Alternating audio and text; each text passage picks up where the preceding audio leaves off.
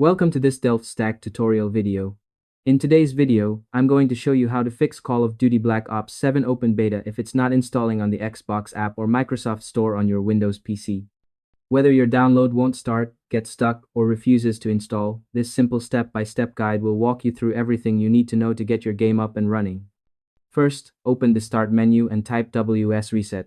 Click on it and wait for the Microsoft Store to repair itself. A window will open and close automatically, and that's completely normal.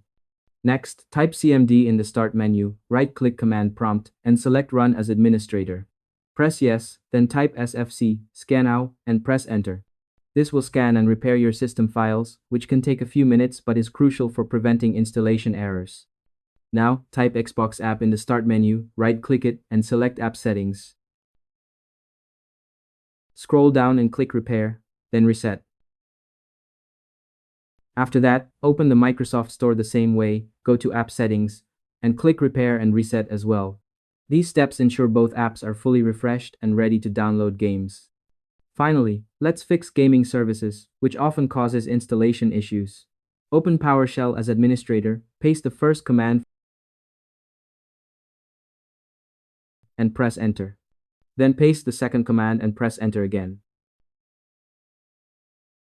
A new window will appear, click Get to Reinstall Gaming Services, and wait for it to finish. Once done, restart your PC and open the Xbox app to download Call of Duty Black Ops 7 again. And that's all there is to it. By following these simple steps, you'll be able to install Black Ops 7 without any problems. Thanks for watching this Delft Stack tutorial video. If it helped, give it a like, subscribe, and share it with someone who might need it. Why not make their day a little easier?